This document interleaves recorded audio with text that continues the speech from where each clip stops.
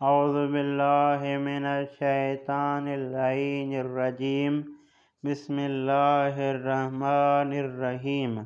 آج ہمارا 16واں درس مقدمہ کتاب فارسی قدیم سے۔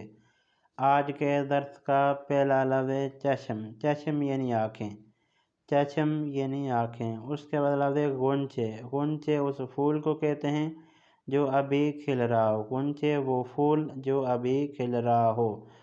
اس کے بعد لفظ سینڈوچ۔ سینڈوچ یعنی برگر، سینڈوچ یعنی برگر۔ اس کے بعد لفظ کارچ۔ کارچ یعنی کھمبی، کارچ یعنی کھمبی۔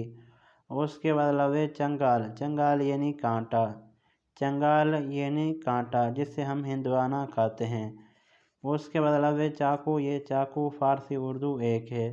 اس کے بعد لفظ چین۔ یہ چین ملک کا نام ہے۔ اس کے بعد لفظ چقندر۔ چقندر وہی چقندر ہے، فقط لکھنے کا فرق ہے، باقی کوئی فرق نہیں ہے۔ ہم یہاں پہ کاف لکھتے ہیں غین کی جگہ پہ، یہ غین لکھتے ہیں، باقی کوئی فرق نہیں ہے۔ اس کے بعد لفظ چوب۔ چوب یعنی لکڑی، چوب یعنی لکڑی۔ یاد رہے یہ لفظ چوب اردو میں بھی استعمال کیا جاتا ہے۔ اس کے بعد لفظ چتر۔ چتر یعنی چھتری، چتر یعنی چھتری۔ اس کے بعد لفظ چائے۔ یہ چائے فارسی اردو ایک ہے، فقط لکھنے کا فرق ہے، ہم دوسرے طریقے سے لکھتے ہیں، یہ دوسرے طریقے سے لکھتے ہیں۔ اس کے بعد لفظ چراغ کنواں۔ چراغ کنواں یعنی ہاتھ والی لائٹ، چراغ کنواں یعنی ہاتھ والی لائٹ۔ اس کے بعد لفظ کینچی۔ کینچی وہی کینچی ہے، فقط لکھنے کا فرق ہے، باقی کوئی فرق نہیں ہے۔ ہم نون استعمال کرتے ہیں بیچ میں، یہ نون استعمال نہیں کرتے۔ اس کے بعد لفظ چروک۔